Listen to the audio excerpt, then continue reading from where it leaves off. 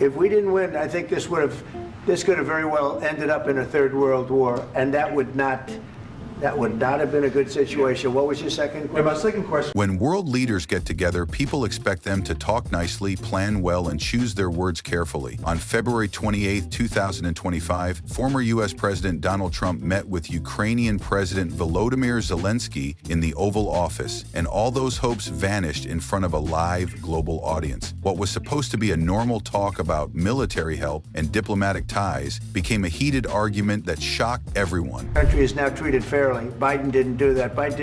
He didn't know what the hell he was doing. This should have never happened. This should have never started. But, sure, the answer is yes. The two leaders had a big argument, with Trump openly criticizing Zelensky, saying he was doing a terrible job with the war against Russia and calling him a beggar instead of a strong leader during tough times. Zelensky, clearly upset, stood firm, supporting Ukraine's viewpoint and pointing out Trump's unpredictable approach to the war. The surprising incident, seen as it happened, had quick effects in Washington, Kyiv, Moscow, and other places. I don't want to talk about security yet because I want to get the deal done. You fall into the same trap like everybody else. A million times you say it over and over. I want to get the deal done. As friends work hard to manage the situation and experts analyze every statement, this diplomatic issue brings up big questions about what lies ahead for U.S.-Ukraine ties, NATO's strength, and the increasing concern of Russian power in world matters. After Ukrainian leader Volodymyr Zelensky was criticized for not showing enough gratitude on live TV by U.S. President Donald Trump and his Vice President J.D. Vance on Friday, Ukraine seemed confused about whether to be angry about how he was treated after enduring 3 years of Russian attacks and violence by rich American leaders, or to quickly try to fix its relationship with the ally it probably cannot survive without. I like this guy. I think he's dressed beautiful. So I have more serious things than answer on such questions. I will answer on more serious questions. Ukrainian military channels on Telegram expressed strong feelings, saying they would prefer to stand tall rather than plead for help. A senior U.S. official said, "There's nothing we can do to fix this," adding that the solution has to come from Zelensky. Lindsey Graham, known for his close ties to Trump, suggested that Zelensky needs to resolve the issue quickly or consider stepping down. Ceasefire. We can't just speak about ceasefire and speak and speak. It will not work. Just ceasefire will never work. Because I'm like... U.S. politicians often find that their words carry a lot of weight, but on Friday their statements shook up the usual rules of European security. This made a continent which was just starting to recover from the shocking events of the past 10 days suddenly double-check their safety measures. Before my presidency, from the 2014, Putin broken 25 times. 25 times he broken his own. Zelensky's work on Friday was straightforward and nearly done, with a draft agreement on an important minerals deal ready to be signed. The atmosphere in his meeting was friendly, not even affected by his strong words about Putin. He never broke to me. He never broke to me. No, you were the president. You were the president. He never broke to me. In 2016, you've been the... The leader during the war had a simple style of black long-sleeve shirt he often wore, which a U.S. official mentioned might not have pleased Trump, but it didn't cause any major issues. Vance, who usually goes to Trump's international meetings but doesn't often talk, was the one to do that. Wear a suit. You're at the highest. Why don't you wear a suit? You're at the highest level in this country's office, and you refuse to wear a suit.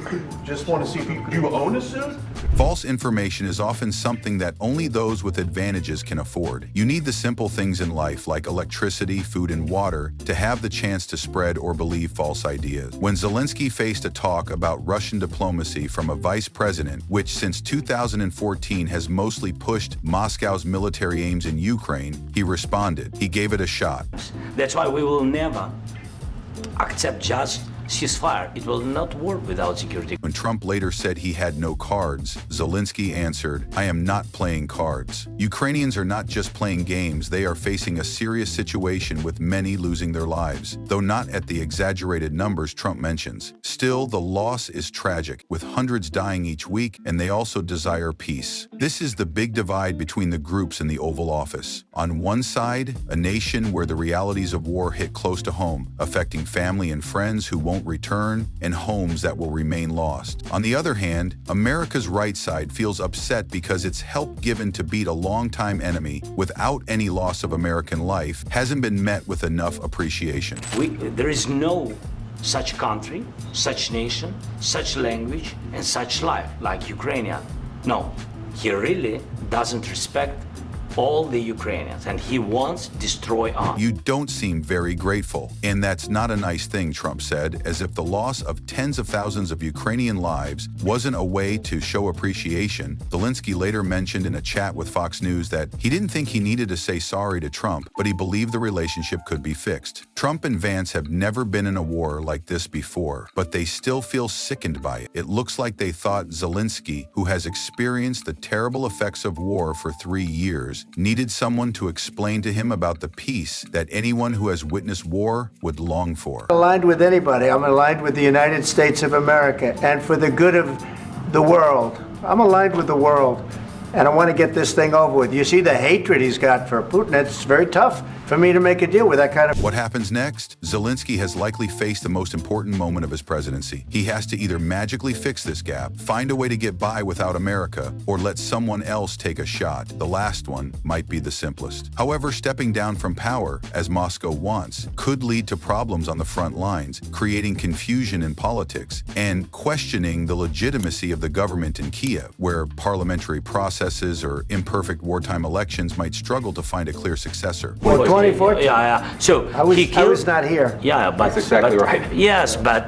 during 2014 till 2022, yeah, the situation the same. The people have been dying on the contact line. Nobody. There aren't any great options coming up, nothing that's a guarantee. One thing makes me feel good, said Zelensky, since I returned to Kyiv. Europe's safety after 3 tough weeks of the Trump administration doubting democracy and partnerships across the continent might look like a problem from the easy view in London or Paris or Munich. After 3 years in Kyiv, the doubts seem to weigh less. Drones fly over the city every night, but the city keeps changing, the people keep going, and the lights remain bright. I'm talking about the kind of diplomacy that's going to end the destruction of your country. Yes, but if you Mr. President, with respect, I think it's disrespectful for you to come into the Oval Office and try to litigate this in front of the... This strength helps us see why Zelensky reacts strongly when Vance talks about his country's struggles and dangers. A Ukrainian civilian put it simply last night, dignity is also a value. If Russia can't take it down, why does the U.S. believe it can? The connection between Trump and Zelensky was always rocky. During Trump's first term, Ukraine was stuck in the middle of U.S. political battles, highlighted by the well-known 2019 phone call that resulted in Trump's first impeachment. Trump pushed Zelensky to look into his political opponent, Joe Biden, in return for military help, an event that created years of conflict. The American media. Right now, you guys are going around and forcing conscripts to the front lines because you have manpower problems. You should be thanking the president for trying to bring an end. With Trump back in the political scene and strongly pushing his America First message, Ukraine found itself in a tricky situation again. Trump's ongoing comments about whether the U.S. should keep helping Ukraine had already made Kyiv uneasy, and his latest words implying that European countries should do more to support Ukraine showed there might be issues ahead. Zelensky, knowing that Trump can be unpredictable, went into the Oval Office meeting carefully. You bring people, you bring them on a propaganda tour, Mr. President. Do you disagree that you've had problems bringing people into your military? We have problems. And do you think that it's respectful? This meeting was very important for Ukraine. As the conflict with Russia extends into its 3rd year, Ukraine sought guarantees of ongoing U.S. assistance, especially in military support. But Trump had shown that he was not keen on the typical way of doing things. In the weeks before the meeting, he talked in a way that showed he thought Ukraine was a heavy load for U.S. taxpayers, and he seemed more interested in a peace deal that would probably make Kyiv give up some things. Zelensky, aware of what was at risk, was ready for a difficult talk. What he didn't expect was a big verbal attack, shown to many people. A lot of questions. Let's start from the beginning. Sure. First of all, during the war, everybody has problems. Even you, but you have nice ocean and don't. As soon as the two men took their seats, the atmosphere was heavy with tension. What began as a serious talk quickly became tense when Trump started his comments by calling Ukraine's ongoing pleas for military help whining. In a surprising moment, Trump openly asked if the help given so far was really working, saying, "How much more do you want? We've given you a lot and you're still not winning. Perhaps it's time to make an agreement and stop wasting people's time." God bless. You don't know that. God bless. You don't God know that. bless. You Don't- will not you have gotta- a war. war. Don't tell us what we're going to feel. We're trying to solve a problem. Don't tell us what we're going to feel. I'm not telling. Zelensky, surprised but resolute, responded firmly, stating that Ukraine was not losing but standing strong against one of the mightiest military forces globally. He told Trump that the war was not only about Ukraine but about protecting democracy, asking him not to help Russia. Trump, clearly annoyed, leaned in and made what might have been the most talked about comment of the conversation. That's exactly Remember what this. you're doing. You're in no position to dictate what we're going to feel. We're going to feel very you will good. Feel influenced. We're going to feel very good and very. Perhaps you could try negotiating instead of always relying on America to fix your problems. You're not a hero, Zelensky. You're just another politician who doesn't know when to quit. The room became quiet. Zelensky, clearly upset, replied with a straightforward challenge. And what message does that convey to the rest of the world? Does America leave its friends behind? Is it fair that leaders like Putin can change borders using power? Is that what you believe in? Himself to be in a very bad position, and he happens to be right about From the very beginning of the war. You're not Mr. in a good Brown, position. You don't have the cards right now.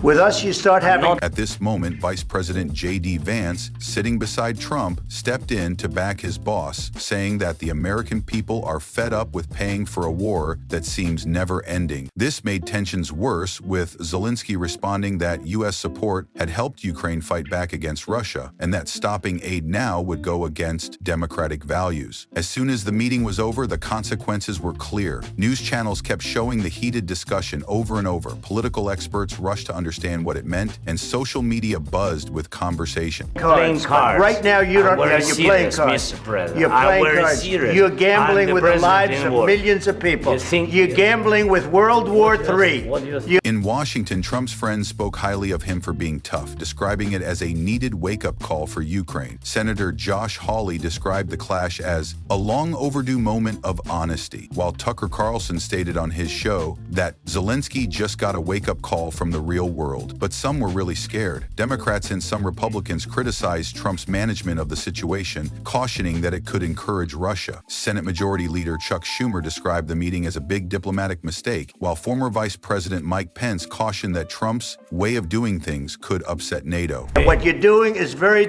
disrespectful to the country, this country, that's with back all to respect to you, your far country. more than a lot of people said very they respect. should have. Have you said thank you once this A lot entire of meeting? times. European leaders were just as worried across the Atlantic. French President Emmanuel Macron described Trump's comments as careless, while German Chancellor Olaf Scholz shared worries about the future of Western unity. The UK Prime Minister Rishi Sunak shared a message showing that Britain stands with Ukraine while gently stepping away from Trump's remarks. About the war, He's not speaking loudly. He's not speaking loudly. Your country's in big trouble. Can I Wait a answer? minute. No. In Kyiv, Zelensky held a quick press conference where he spoke firmly, saying, Ukraine will stand strong. We support freedom, independence, and the right of each country to choose its own path. However, when no one was watching, Ukrainian officials felt very concerned. If Trump comes back to the White House in 2025, there is a real chance that U.S. military aid might be greatly lowered or stopped completely. You're not winning this. I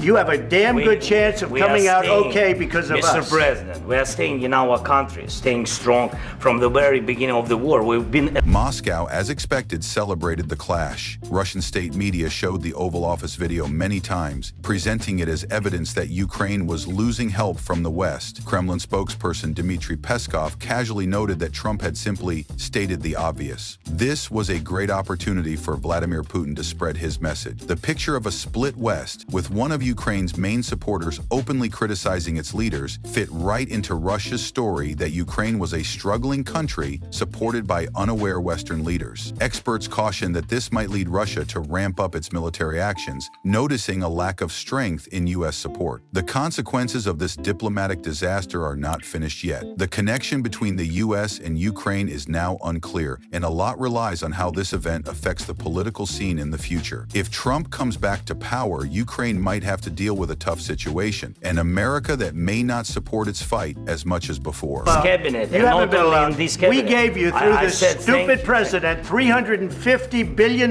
You voted we gave for you your military president. equipment, You and you voted men for are your brave, president. but they had to use our military. What about West? If you didn't have You our invited military me- equipment, you invited if me you to didn't speak. have our military equipment, this war would have been over in 2 weeks. At the same time, Ukraine needs to think about changing its plan. If support from the West is in danger, will Zelensky have to talk to Russia under worse conditions? Will European allies step in to take the place of a possibly withdrawn EU? As things calm down, it's clear that February 28, 2025 will be remembered as a key moment in global relations. A meeting that was supposed to focus on strategy and working together turned into a dramatic public fight, revealing serious divisions within the Western alliance. People everywhere are paying attention, and the results of this big meeting in the Oval Office are just starting to show.